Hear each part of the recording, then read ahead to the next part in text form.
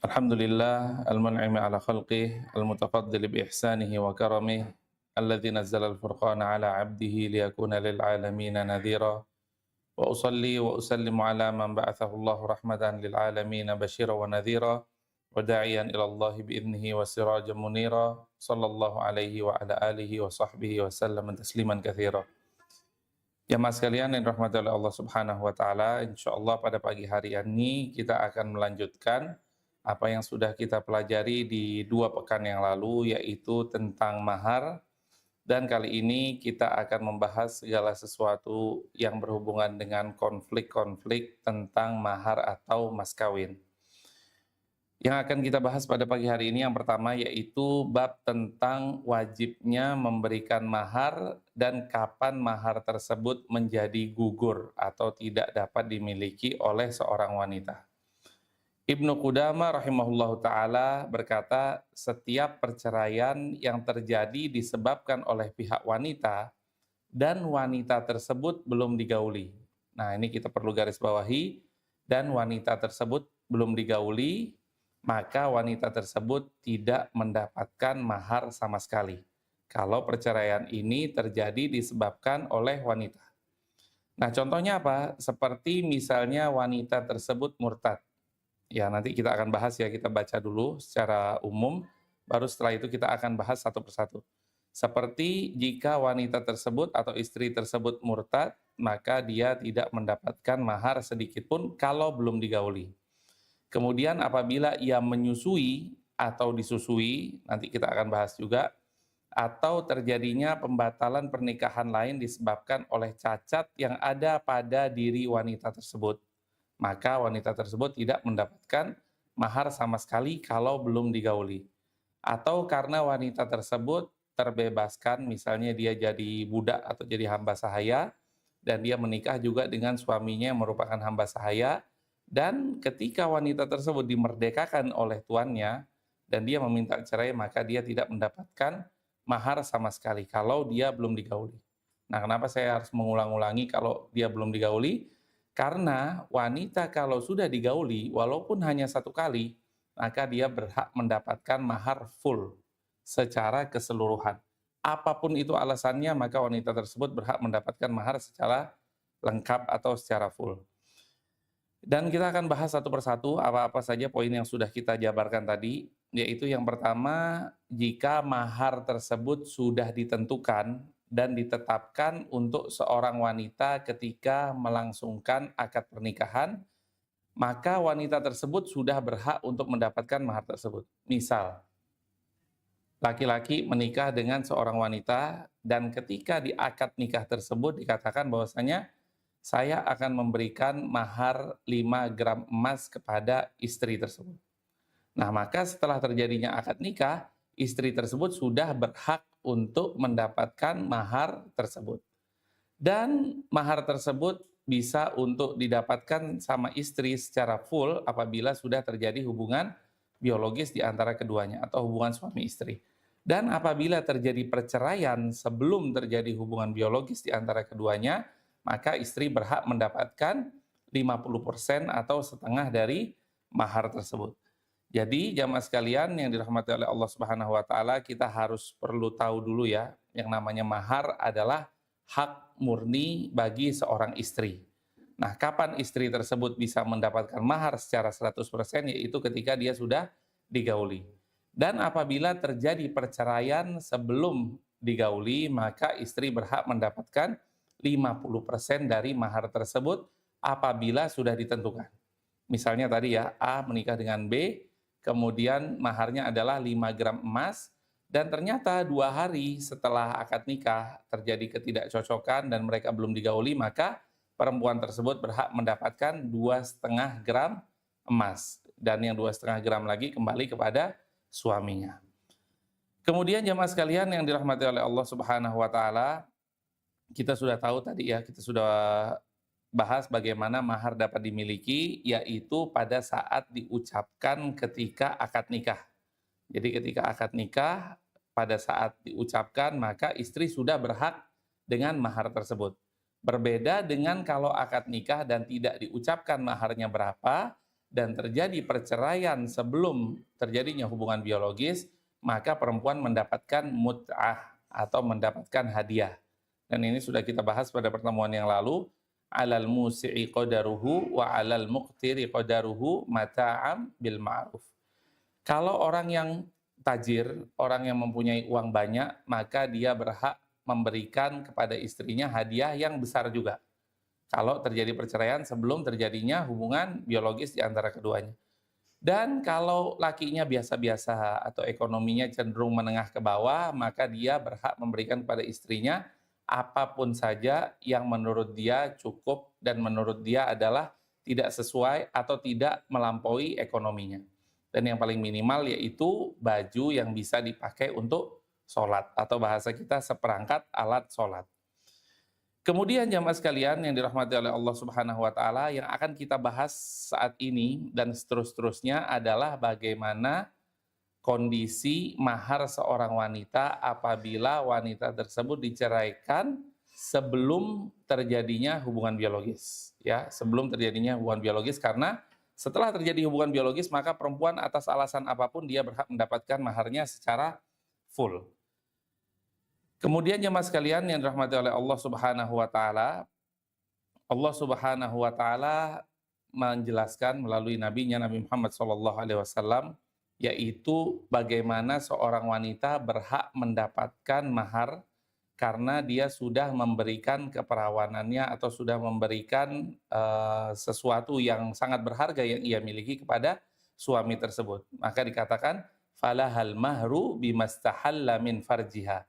Maka bagi wanita tersebut berhak mendapatkan mahar karena dia telah menghalalkan sesuatu yang diharamkan oleh Allah sebelumnya, yaitu dia tidak boleh berhubungan biologis atau berhubungan badan dengan seseorang laki-laki kecuali setelah terjadinya akad nikah. Maka setelah terjadinya akad nikah dan dia sudah memberikan keperawanannya kepada seorang laki-laki tersebut, maka ia berhak mendapatkan sesuatu yang bernama mahar atau mas kawin. Dan hal ini menunjukkan bahwasanya kehalalan hubungan intim dengan wanita adalah suatu perbuatan yang memiliki konsekuensi yang sangat besar. Ya, kita tahu bahwasanya memberikan keperawanan bagi seorang wanita adalah bukan hal yang kecil. Dan dengan itu Islam mewajibkan memberikan sesuatu sebagai penggantinya, yaitu mahar atau mas kawin. Berbeda dengan adat-adat yang kita jumpai ya, misalnya di negara-negara barat, negara-negara yang tidak beriman kepada Allah Subhanahu wa taala, para penduduk-penduduknya, mereka saat ini mulai menggaungkan tidak wajibnya mahar. Atau kenapa mahar? Kenapa wanita harus mendapatkan mahar? Kita ini kan semua sama, sama-sama suka, sama-sama ridho dan lain sebagainya. Padahal kita tahu bahwasanya hal yang sangat terpenting bagi seorang wanita adalah dirinya. Dan ketika dia memberikan dirinya kepada seorang laki-laki, maka dia berhak untuk mendapatkan mahar. Dan Islam adalah agama yang sangat sempurna yang sudah mengatur semuanya secara rinci dan secara detail. Kemudian Bapak Ibu sekalian yang dirahmati oleh Allah Subhanahu wa taala, mahar yang akan kita bahas sekarang adalah mahrul mithil. Apakah mahrul mithil? Mahrul mithil mungkin sudah kita bahas di pertemuan yang sebelumnya, yaitu mahar yang sepadan. Apabila seseorang laki-laki berakad nikah dengan walinya perempuan, misalnya dia mengucapkan saya nikahkan anak saya Fulanah binti Fulan misalnya, kemudian laki-laki tersebut mengatakan saya terima nikahnya Fulanah binti Fulan, titik, tanpa mengucapkan mas kawin. Nah, ketika dia sudah bergaul dengan perempuan tersebut atau sudah berhubungan biologis dengan perempuan tersebut, maka perempuan tersebut berhak mendapatkan mahrul mithil. Mahrul mithil yaitu mahar yang sepadan atau mahar yang selevel dengan orang-orang yang ada di sekitarnya. Nah, siapakah yang dimaksud orang-orang yang ada di sekitarnya atau orang-orang selevel dengan siapa? Maka yang dimaksud oleh para ulama adalah wanita tersebut berhak mendapatkan mahar yang sama dengan saudari-saudarinya.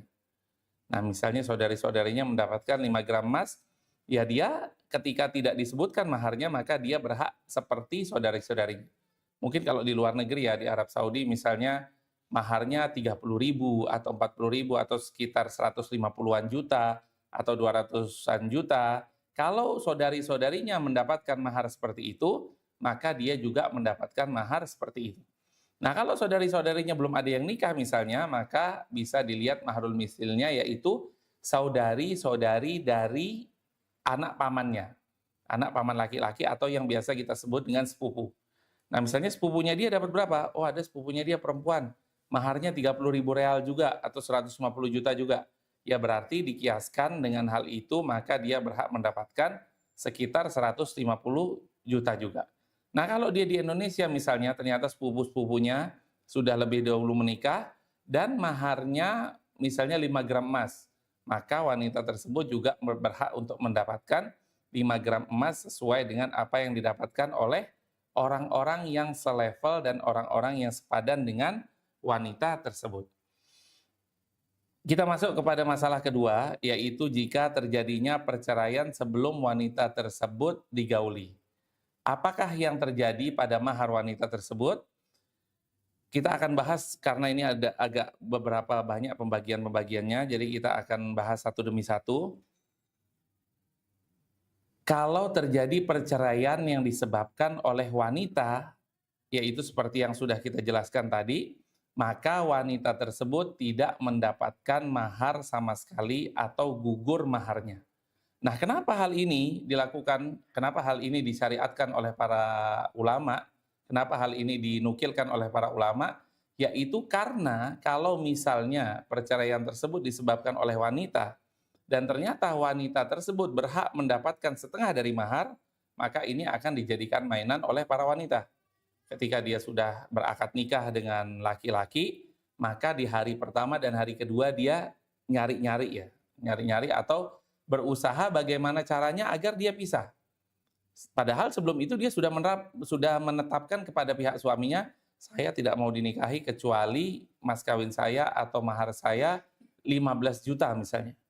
Dan ketika di hari pertama dia tidak mau digauli dan dia berbuat sesuatu atau berulah lah istilahnya, yang menyebabkan dia untuk tidak digauli dan ternyata terjadi perceraian, dan disebabkan perceraian tersebut oleh wanita, maka yang rugi adalah pihak laki-laki.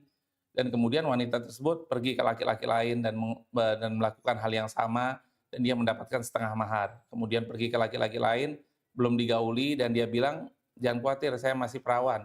Tapi dia berbuat ulah dan mendapatkan mahar setengah, dan seterusnya. Oleh karena itu, di sini ulama menyimpulkan bahwasanya kalau perceraian tersebut dilakukan oleh wanita atau atas dasar sebab wanita, dan wanita tersebut belum digauli. Ya, lagi-lagi saya ulangi, wanita tersebut belum digauli, maka wanita tersebut gugur maharnya secara keseluruhan. Yang pertama yaitu disebabkan oleh murtad. Misalnya, kawin beda agama antara Islam dan Kristen misalnya. Wanitanya beragama Kristen. Dan dia bilang bahwasanya setelah ini saya akan mu'alaf, saya akan masuk Islam dulu. Setelah saya masuk Islam, baru kita melaksanakan akad nikah. Ternyata dia masuk Islam, dan ketika di hari kedua setelah terjadinya pernikahan dan dia belum digauli, maka dia bilang, saya saat ini kembali kepada agama saya. Saya kembali ke agama Kristen, atau saya kembali ke agama Buddha, atau saya kembali ke agama yang lain. Maka ketika mahar tersebut belum diserahkan kepada istri, maka mahar tersebut gugur. Kenapa mahar tersebut gugur? Karena dia keluar dari agama Islam atau dia murtad. Begitu juga sebaliknya, ka-islamiha. Misalnya laki-laki dan perempuan tersebut sama-sama Kristen misalnya. Dan di agama Kristen tetap mewajibkan untuk memberikan mahar laki-laki kepada istri. Dan ternyata istrinya masuk Islam, aslamat, istrinya masuk Islam, kemudian laki-laki tersebut bilang bahwasanya ketika kamu masuk Islam, ya saya tidak memberikan mahar kepada kamu. Maka hal ini karena dia masuk Islam, maka perempuan tersebut gugur maharnya. Kemudian yang kedua disebabkan oleh menyusui. Nah, ini contohnya mungkin agak aneh ya, permisalannya agak aneh. Dan mungkin juga tidak terjadi di Indonesia ya, tapi terjadi di negara-negara yang lain. Tapi ulama memberikan permisalan ini tujuannya adalah jika hal ini terjadi, maka semua dari kita sudah mengetahui hukumnya. Nah, apa yang dimaksud menyusui? Misal, seseorang menikah dengan wanita berumur 20 tahun, yang mana wanita tersebut baru habis melahirkan. Nah, jadi kalau wanita yang ketika sedang dalam kondisi hamil, maka iddahnya adalah melahirkan. Setelah dia melahirkan dan dia dicerai ya, maaf ya, saya ulangi. Pertama, seseorang menikah dengan seorang wanita dan wanita tersebut hamil 9 bulan. Nah, ketika 9 bulan ternyata dia diceraikan oleh suaminya. Nah, kapan iddahnya? Iddahnya selesai ketika wanita tersebut melahirkan. Nah, setelah wanita tersebut melahirkan, ternyata dia melahirkan dalam keadaan janda dan dia mempunyai anak bayi yang masih disusui. Umurnya mungkin masih 1 minggu atau 2 minggu, ternyata ada laki-laki yang datang ke perempuan tersebut. Dan dia bilang bahwasannya, aku ingin menikahi kamu karena kamu janda dan kasihan. Kemudian setelah itu, setelah dia menikah dengan wanita tersebut, dan dia menjadi suami dari wanita tersebut, ada seseorang juga yang bilang bahwasanya, saya saat ini baru habis ditinggal meninggal oleh istri saya. Dan istri saya mempunyai anak bayi karena dia baru habis melahirkan. Nah, ini kita harus perhatikan ya. Istri saya baru punya anak bayi setelah dia melahirkan, dan ternyata dia meninggal dunia. Dan anak bayi ini tidak ada yang ngurus, dan saya sakit-sakitan, saya mungkin akan meninggal divonis oleh dokter 1 atau 2 bulan dari sekarang. Saya nikahkan bayi saya yang masih bayi ini kepada kamu. Nah, ini mungkin atau enggak? Mungkin aja. Bisa saja. Ketika seorang wali tersebut adalah ayah dan dia menimbang bahwasanya kalau bayi ini tidak ada yang merawat dan dia sudah tidak punya keluarga kecuali satu misalnya, dan keluarga tersebut tukang mabuk, tukang zina, tukang khomer dan lain sebagainya, ya, jadi saya nikahkan bayi ini kepada kamu tapi jangan digauli kecuali dia sudah berumur cukup, misalnya berumur 12 tahun atau 13 tahun, misalnya dia sudah haid, maka dia boleh digauli. Jadi seorang ini menikah dengan seorang bayi, dan bayi ini berumur 1 atau 2 bulan saja, sama-sama masih menyusui. Dan kemudian wanita janda ini yang mempunyai anak bayi, nggak senang sama bayi baru ini. Ngapain sih saya harus merawat bayi ini? Dan saya nggak mau, pokoknya bagaimana caranya agar bayi ini terasingkan atau keluar dari rumah. Akhirnya wanita tersebut menyusui bayi tersebut. Nah, kalau disusui berarti seorang laki-laki ini dalam kondisi yang tidak diuntungkan di antara keduanya. Tidak mungkin dia menikahi 2 orang yang sama-sama menyusui dan disusui. Seorang wanita itu menjadi ibu susu bagi istrinya, karena yang bayi ini juga istrinya. Menjadi ibu susu bagi istrinya, dan seorang bayi ini menjadi anak susu bagi istrinya. Istri yang lain ya, istri yang pertama yang baru punya anak ini. Maka keduanya pernikahannya batal, dan orang yang menyebabkan terjadinya pernikahan tersebut, contohnya si janda ini ya udahlah tak susuin aja sama saya, biar dia menjadi anak susu saya dan dia harus berpisah, dia harus bercerai. Maka wanita tersebut tidak mendapatkan mahar, atau wanita janda tersebut tidak mendapatkan mahar. Agak aneh ya contohnya. Ya, tapi ini wallahu alam terjadi atau tidak.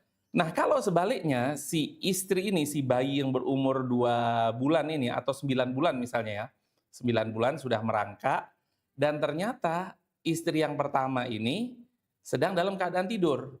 Sedang dalam keadaan tidur, kemudian dia merangkak ke si istri tersebut dan ternyata dia minta susu.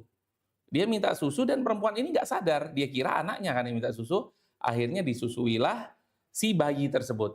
Nah, yang menyebabkan hal ini terjadi perceraian, yaitu si bayi. Maka bayi tersebut berhak untuk tidak mendapatkan mahar, dan keduanya harus berpisah.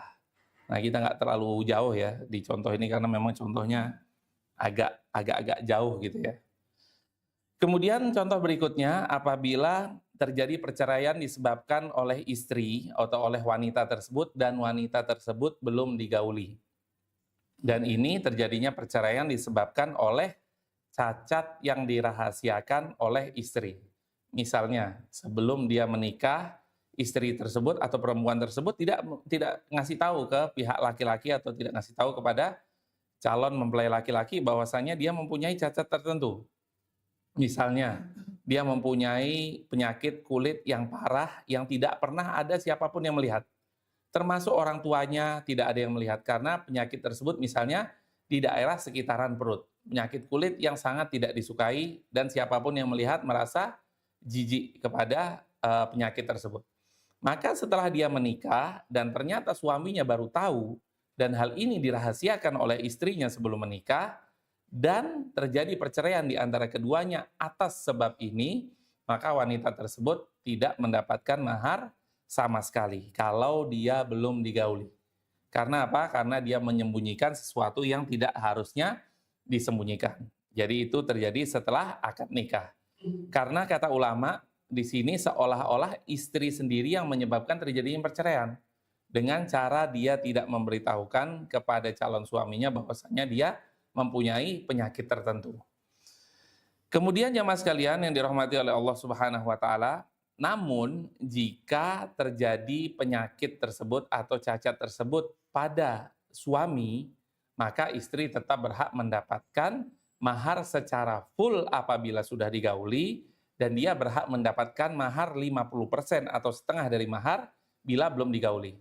Karena apa? Karena yang menyebabkan terjadinya perceraian adalah dari pihak suami.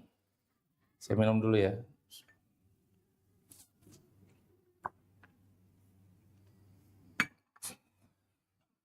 Kemudian jemaah sekalian yang dirahmati oleh Allah Subhanahu wa taala, atau jika suaminya miskin. Nah, misalnya seseorang laki-laki menikah dengan seorang perempuan dan kemudian seiring dengan berjalannya waktu di hari pertama, di hari kedua baru diketahui bahwasanya ini laki gue kok miskin banget ya, ini kok nggak punya apa-apa sama sekali, bajunya udah robek-robek, ininya sandalnya juga udah bolong setengah dan lain sebagainya.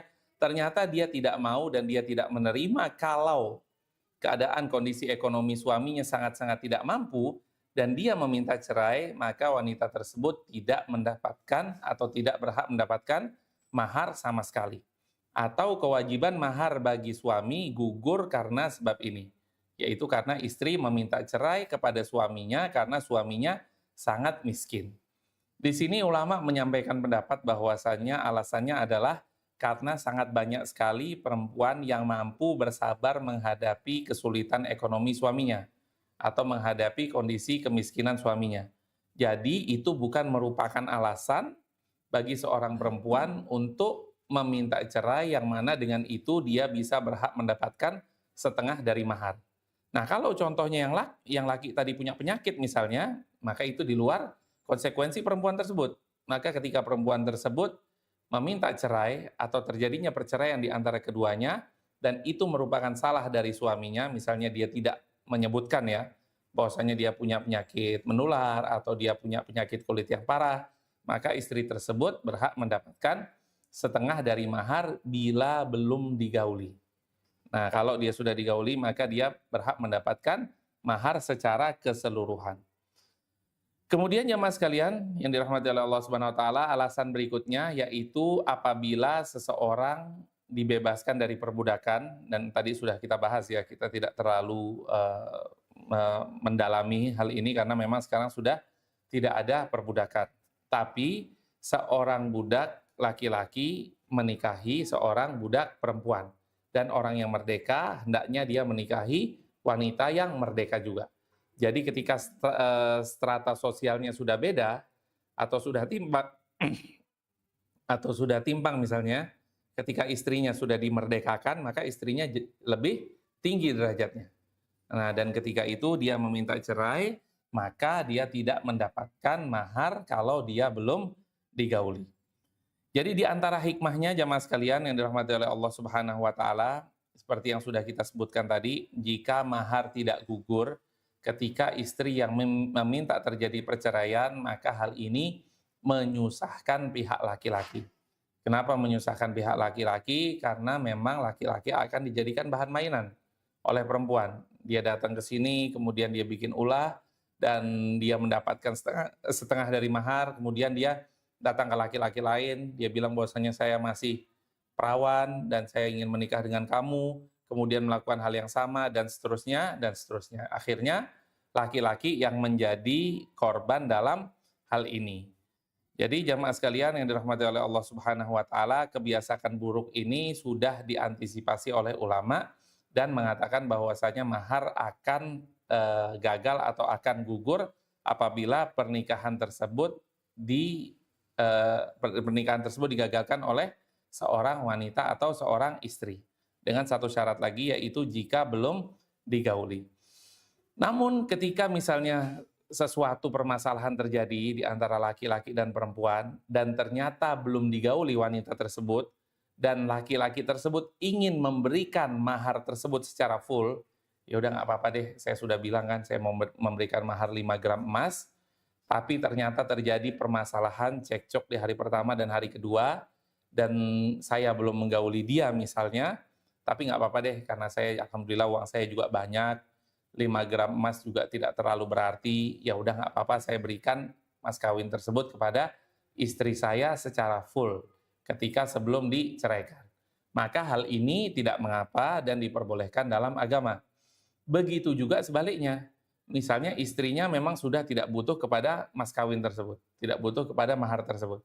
Dan perceraian disebabkan oleh laki-laki, yang seharusnya dia mendapatkan setengah dari mahar tersebut, tapi dia bilang, ya udahlah, saya belum disentuh juga, saya belum berhubungan biologis juga dengan dia, dan saya merasa tidak berhak untuk mendapatkan mahar ini. Ya udah, saya kembalikan mahar ini full kepada kamu, kepada mantan suaminya.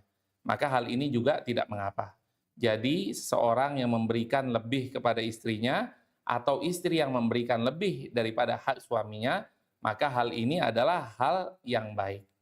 Dan ini sesuai dengan firman Allah Subhanahu wa taala, wa in talaqtumuhunna min qabli an tamassuhunna wa qad faradtum lahunna fariidah fanisfu ma faradtum. Di dalam surat Al-Baqarah ayat 237 Allah Subhanahu wa taala berfirman, jika kamu menceraikan mereka atau menceraikan istri-istri kalian sebelum kamu menyentuh mereka. Nah, menyentuh yang dimaksud adalah berhubungan biologis. Kita bisa lihat ya bagaimana indahnya Al-Quran. Al-Quran hanya menyampaikan di sini sebelum kalian menyentuh. Malam tamassuhunna. Tamassu itu massa, yang massu yaitu menyentuh. Kalau kalian belum menyentuh mereka, atau yang dimaksud adalah belum berhubungan biologis, waqad faradtum lahunna fariidah, dan kalian sudah memberikan, ketika di akad nikah ya, kalian sudah menentukan mahar, fanisfu ma faradtum, maka perempuan tersebut berhak mendapatkan 50% atau setengah dari mahar tersebut. Kemudian jamaah sekalian yang dirahmati oleh Allah Subhanahu wa taala, saya kembali ingatkan lagi, kalau terjadi perceraian dan wanita tersebut misalnya di malam pertama sudah digauli, maka perempuan tersebut atas dasar alasan apapun, walaupun perceraian ini diakibatkan oleh wanita tersebut, maka dia tetap mendapatkan mahar full.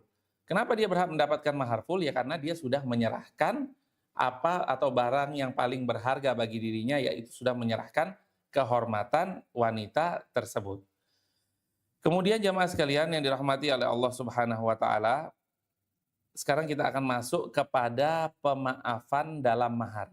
Nah, apa saja yang kita bahas dalam pemaafan dalam mahar? Allah Subhanahu wa taala berfirman, illa ayya'funa aw ya'fu alladhi biyadihi 'uqdatun nikah. Lanjutan dari ayat yang tadi, seseorang wanita berhak mendapatkan 50% dari mahar tersebut apabila dia diceraikan dan dia belum digauli, illa ayya'fun, kecuali wanita tersebut memaafkan. Au ya'fu alladhi biyadihi 'uqdatun nikah, atau orang yang memegang ikatan pernikahan memaafkan hal tersebut. Nah, siapa yang memegang ikatan pernikahan?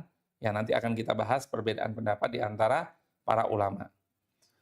Wa an ta'fu aqrabu littaqwa wa la tansawul fadla bainakum innallaha bima ta'maluna basir. Dan ini adalah nasihat bagi kita semua, bukan hanya yang belum menikah, namun yang sudah menikah dan yang sudah menggauli istrinya. Ini adalah nasihat buat kita semua, yaitu Allah Subhanahu wa taala berfirman, kecuali jika mereka para wanita tersebut memaafkan, atau orang yang memegang ikatan pernikahan tersebut memaafkan.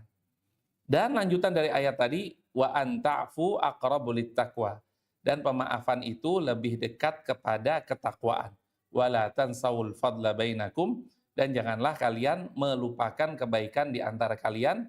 Sungguhnya Allah Subhanahu wa taala Maha melihat apa yang kita kerjakan. Jadi jamaah sekalian yang dirahmati oleh Allah Subhanahu wa taala, ayat ini sangat penting ya. Ayat mulia ini menjelaskan tentang pentingnya kita membersihkan hati dari kebencian, membersihkan hati dari prasangka buruk di antara pasangan. walaupun mereka berdua sudah berpisah misalnya, suami berpisah dengan istri, sudah digauli ataupun belum, maka mereka hendaknya lebih memaafkan di antara keduanya. Wa an ta'fu aqrabu littaqwa. Salinglah memaafkan karena itu mendekatkan kepada ketakwaan kepada Allah Subhanahu wa taala. Karena apa? Walaupun seorang pasangan, suami dan istri berpisah dan dia belum melakukan hubungan biologis, tapi di hari pertama, di hari kedua, biasanya mereka mulai saling keterbukaan. Walaupun misalnya di tempat umum ya mereka ngobrol dan lain sebagainya, tapi mereka mulai menceritakan keseharian mereka, kebiasaan mereka, apa-apa saja yang mereka lakukan, apa-apa saja yang terjadi pada mereka. Jadi mereka mulai merasa keterbukaan. Dan apabila terjadi perceraian di antara keduanya, walaupun belum digauli, tapi minimal satu sama lain sudah saling mengetahui tabiat dari pasangannya. Jadi, yang digarisbawahi di sini adalah ketika terjadi perceraian di antara keduanya, maka kita harus memaafkan. Dalam artian, kita tidak mengumbar aib, kita tidak mengumbar, oh ternyata mantan saya itu begini loh, walaupun dia belum menyentuh saya, tapi ternyata dia tuh biasanya begini, biasanya begitu, biasanya disebutkan semua aib-aibnya. Dan inilah yang tidak baik, dan inilah yang harus dihindari. Begitu juga orang-orang yang harus bercerai, waliyadzubillah, dan dia sudah mempunyai anak-anak, apalagi anak-anaknya sudah besar, maka penting bagi seorang wanita dan seorang laki-laki untuk tidak menanamkan kebenciannya kepada ex-nya, kepada mantannya. Jadi jangan sampai ketika terjadi perceraian, waliyadzubillah, oh ternyata mamamu tuh dulu tuh begini loh nak, ternyata papamu tuh begini loh nak. Jangan sampai terjadi hal tersebut. Karena hal ini diperintahkan oleh Allah Subhanahu wa taala bagi kita semua untuk saling memaafkan. Wa an ta'fu aqrabu littaqwa, dan kita semua berusaha untuk mencapai kepada ketakwaan dengan cara apa? Yaitu dengan cara saling memaafkan. Kemudian jemaah sekalian yang dirahmati oleh Allah Subhanahu wa taala, ketika hati dipenuhi dengan kebencian, misalnya pasca perceraian, pasti satu sama lain ada kebencian yang sangat luar biasa kepada pasangannya. Ingin sekali untuk mengumbar aib-aib yang ada pada pasangannya. Dan hal ini ketahuilah akan memperburuk kondisi. Ketika seseorang mengumbar aib pasangannya, pasangan yang lain juga tidak terima. Oh, dikira dia nggak punya aib. Saya juga akan bongkar bahwasanya kebiasaannya dia bla bla bla begini begitu. Jadi akhirnya berdua saling mengumbar aib masing-masing.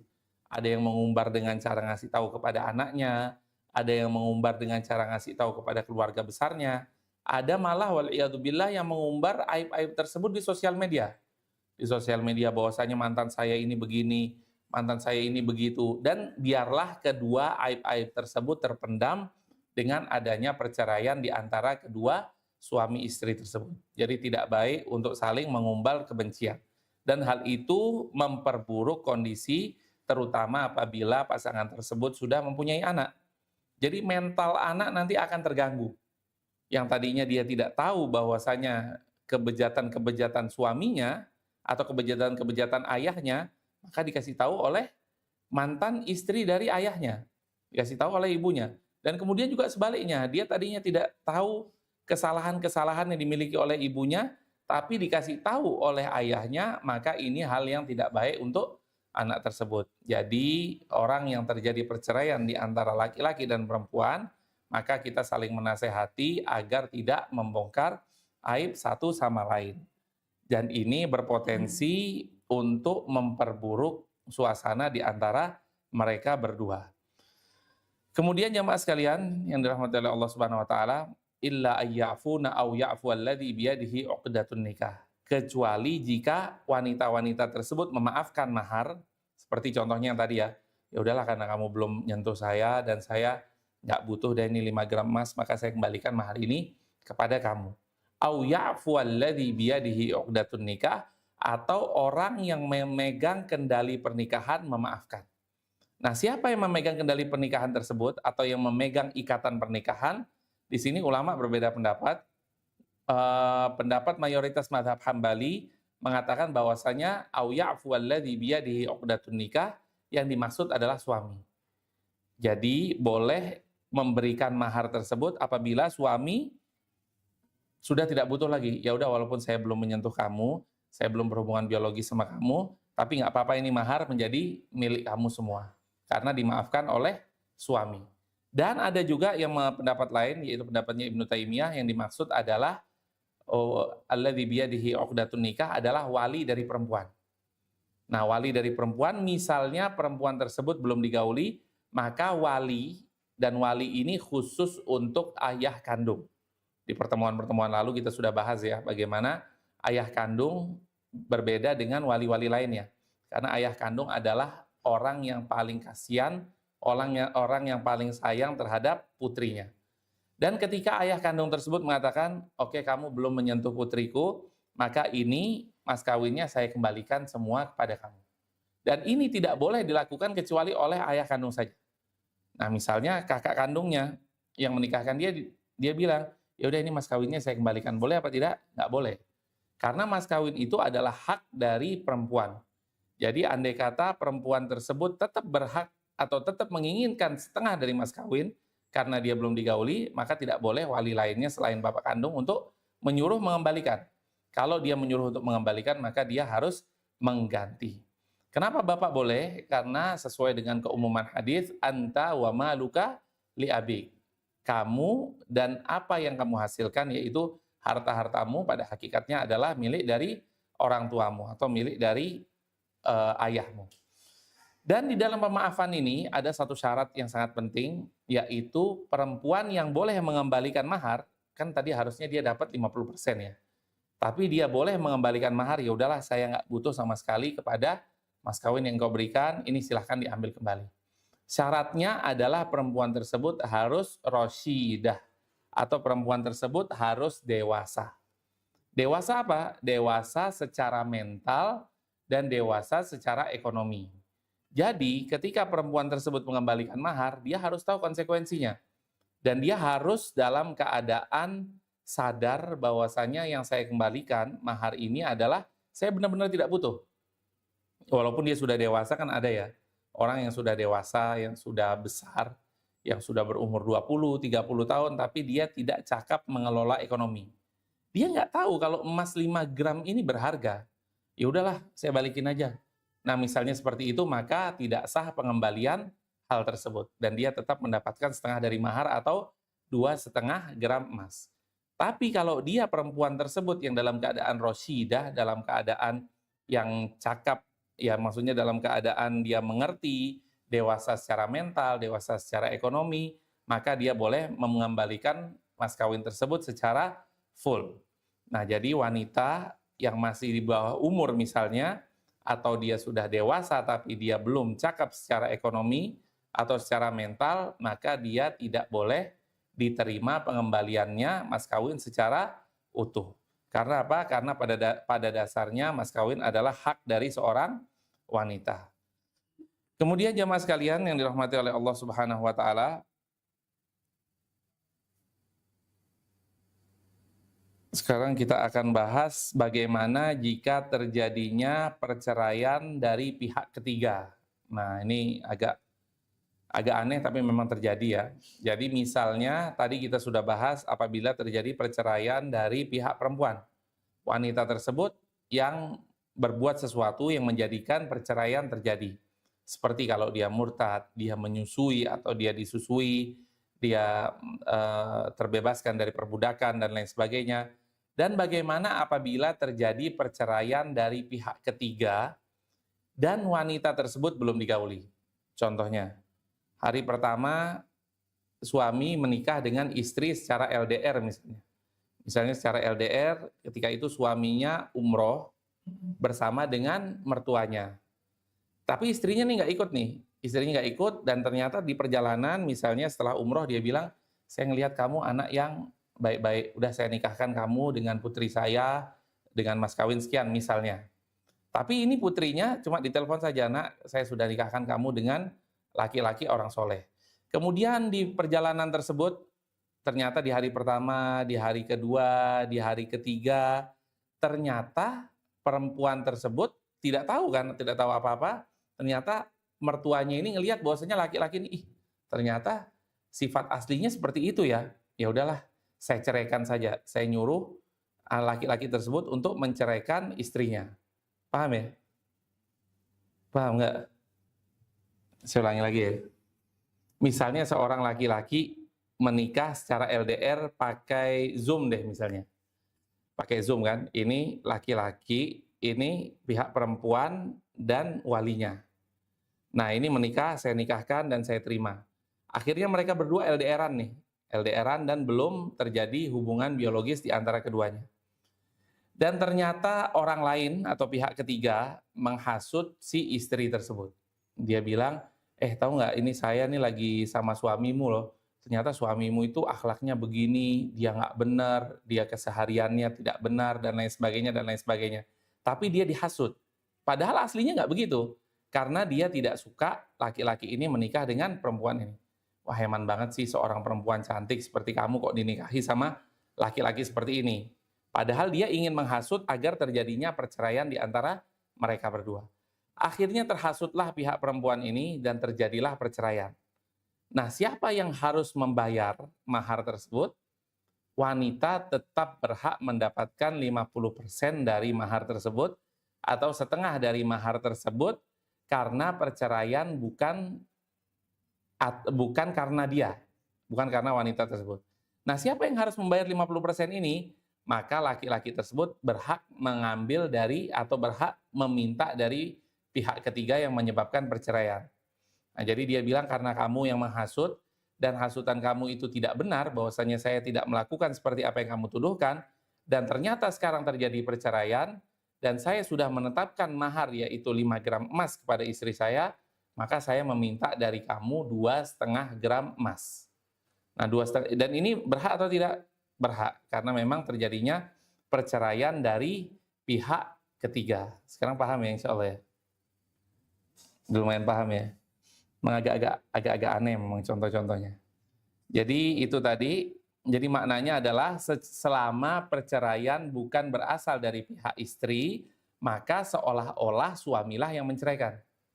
Walaupun yang menceraikan pihak ketiga misalnya, tapi suami berhak untuk meminta dari pihak ketiga tersebut agar setengah dari mahar yang sudah dijanjikan itu bisa diberikan kepada istrinya. Dan pihak ketiga itu kadang-kadang bukan orang jauh. Bisa jadi pihak ketiga itu adalah ibu kita, bapak kita, ibunya istri, pihaknya istri, saudara-saudara kita, saudara-saudaranya istri. Biasanya bisikan-bisikan dari sana-sini itulah yang menyebabkan terjadinya perceraian. Oleh karena itu, apabila perceraian terjadi dan bukan karena istri yang melakukannya, siapapun itu yang melakukannya tetap seolah-olah suami yang melakukan. Dan di sini kita bisa tahu bahwasanya Islam sangat menjunjung tinggi wanita. Jadi apapun yang terjadi dari perceraian itu wanita tetap berhak mendapatkan 50% dari pembagian mahar tersebut. Kemudian jamaah sekalian yang dirahmati oleh Allah Subhanahu wa taala, ada 2 pembahasan terakhir ya. Masih ada waktu, kita minum dulu.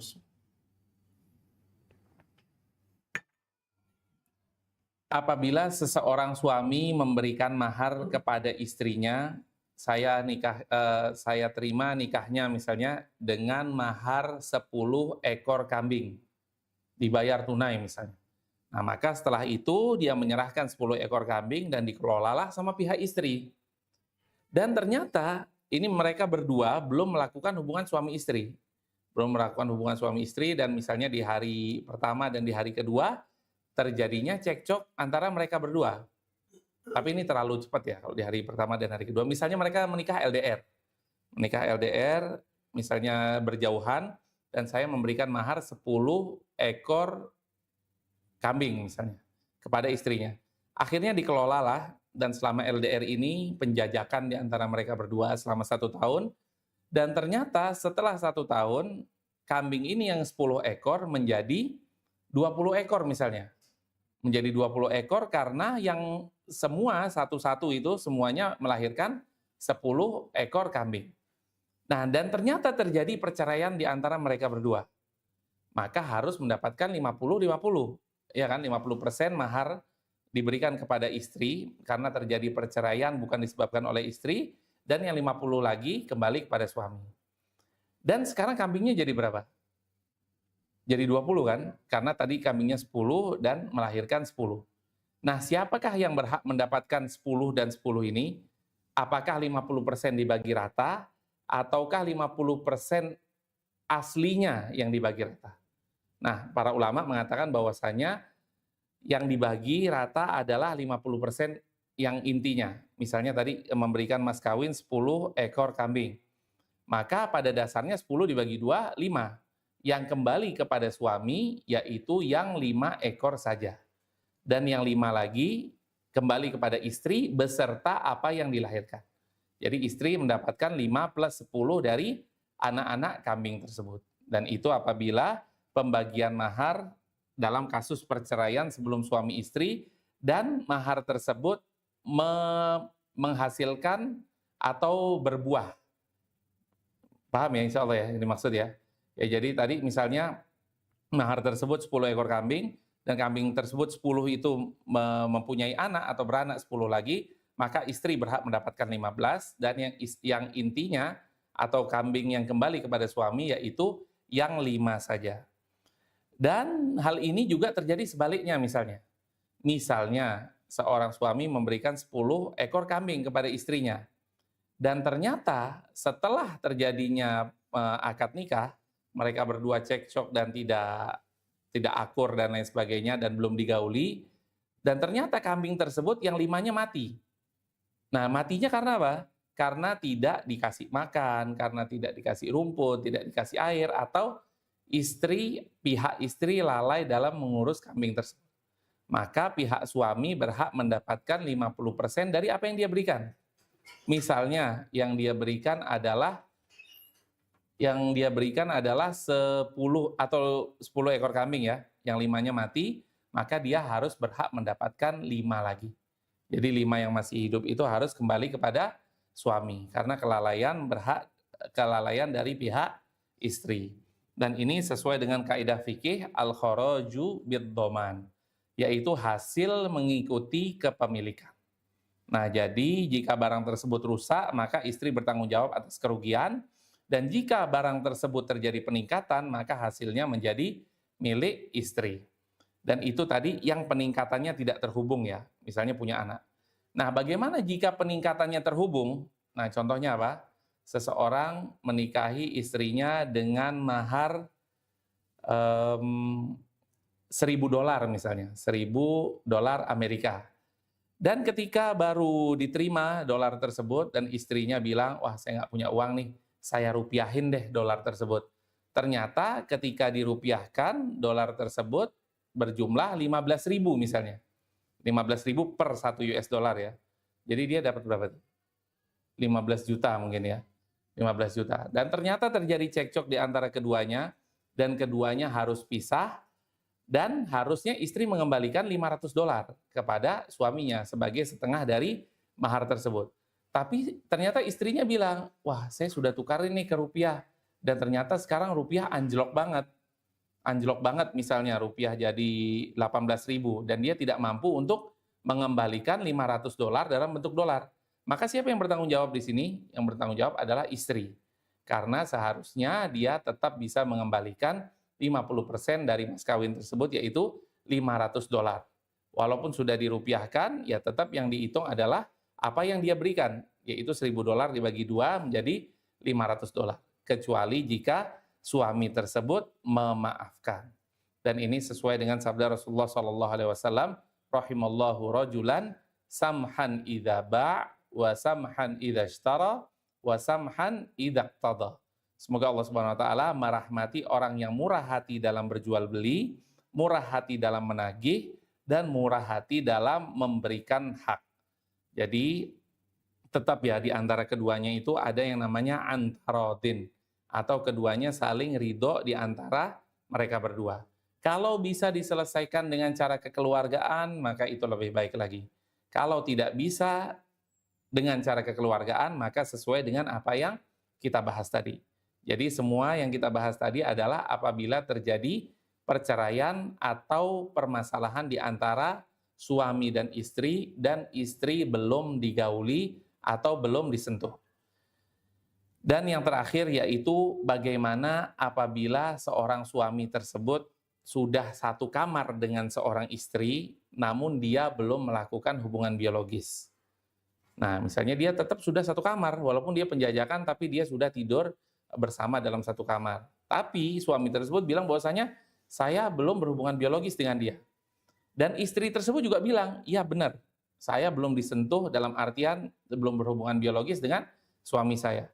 Namun para ulama di sini memutuskan bahwasanya tetap istri berhak mendapatkan mahar full. Walaupun dia belum disentuh dalam artian hubungan biologis. Karena apa?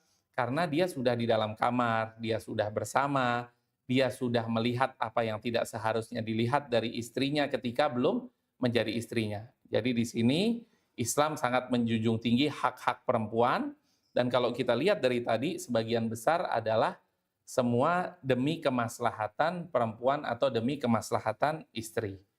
Mungkin itu saja yang bisa kita sampaikan. Mungkin bila ada pertanyaan dipersilahkan. Wallahu taala a'la wa a'lam.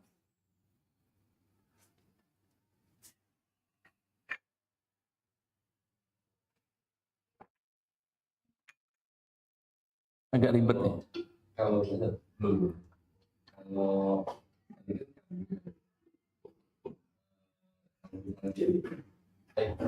aslinya kan 10 tadi buat 5, Ya. jadi 5 lagi. Ya. Nah, kalau seandainya mahar itu yang didapatkan oleh wanita itu misalnya emas, kemudian dia kembangkan menjadi usaha atau apa gitu, itu bagaimana? Iya, ada pertanyaan di sini, bagaimana misalnya tadi kita sudah contohkan kambing, apabila kambing tersebut mempunyai anak, maka anak adalah milik istrinya. Nah, bagaimana jika mas kawin tersebut adalah emas, misalnya emas 5 gram, dan kemudian emas tersebut dikembangkan misalnya dia pakai untuk, misalnya langsung emas itu dijual, dan digunakan untuk suatu usaha apapun itu, maka hasilnya tetap murni menjadi milik istri. Nah, jadi murni menjadi milik istri. Dan apabila kerugian terjadi ketika itu, maka kerugian tersebut dituntutkan kepada istri juga. Wallahu a'lam. Jadi apa-apapun yang hasil dari emas yang dijual tersebut, dan ternyata bisnisnya sukses, maka hasil dari bisnis tersebut adalah milik istri. Yang wajib dikembalikan apabila terjadi perceraian dan belum digauli adalah 50% dari mentahnya, dari aslinya saja. Wallahu a'lam.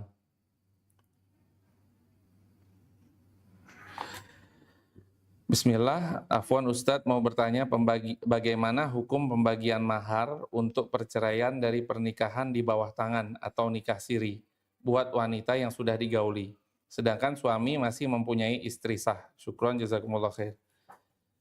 Intinya yaitu ketika istri tersebut sudah digauli, baik istri tersebut adalah istri dari pernikahan yang diumumkan atau nikah siri yang tidak diumumkan, maka istri berhak mendapatkan mahar full.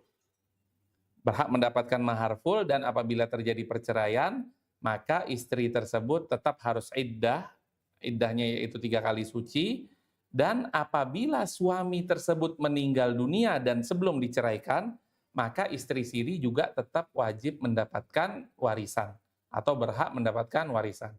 Jadi tidak ada bedanya antara istri siri dan istri yang diumumkan pernikahannya, karena keduanya sama-sama istri.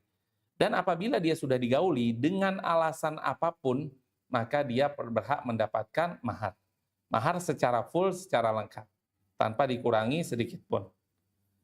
Kemudian pertanyaan yang kedua, apa hukumnya jika surat perhiasan mahar dipegang oleh ibu mertua dan ternyata ibu mertua menghilangkan surat perhiasan tersebut?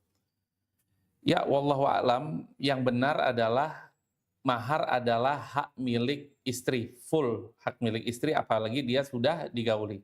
Maka 100% mahar tersebut adalah milik istri. Dan apabila yang dimaksud adalah sesuatu hal yang berharga, maka hal tersebut harus diganti oleh yang menghilangkan barang tersebut. Dan apabila yang dimaksud adalah hanya suratnya saja, surat perhiasan, dan itu tidak berpengaruh terhadap perhiasan tersebut, karena sekarang kita lihat banyak ya, toko-toko yang mau menerima penjualan emas tanpa surat. Misalnya emasnya tetap di ibu-ibu, tapi hanya suratnya saja yang tidak ada, maka itu insya Allah tidak terlalu bermasalah. Tapi kalau surat plus sama emasnya yang tidak ada atau dipegang ibu mertua dan ternyata hilang, maka dia wajib untuk mengganti mas kawin tersebut kepada ibu-ibu. Wallahu a'lam. Mungkin ada pertanyaan dari bapak-bapak? Ya, insya Allah kalau misalnya tidak ada pertanyaan, maka insya Allah kita akan melanjutkan kajian kita setelah Lebaran insya Allah ya. Karena sekarang adalah kajian terakhir sebelum masuknya bulan Ramadan, dan setelah masuk bulan Ramadan maka kita libur dulu kajiannya dan kita lanjutkan di pertemuan yang akan datang. Masih sangat banyak sekali pembahasan-pembahasan tentang pernikahan, tentang perceraian, tentang li'an, tentang apapun juga yang berkaitan dengan fikih rumah tangga. Semoga semuanya dapat diambil manfaat, dan kurang lebihnya saya mohon maaf. Segala sesuatu kebenaran datangnya dari Allah, segala sesuatu kesalahan datangnya dari diri saya pribadi dan dari syaitan. Subhanakallahumma bihamdika asyhadu an la ilaha illa anta astaghfiruka wa atubu ilaik. Wassalamualaikum warahmatullahi wabarakatuh.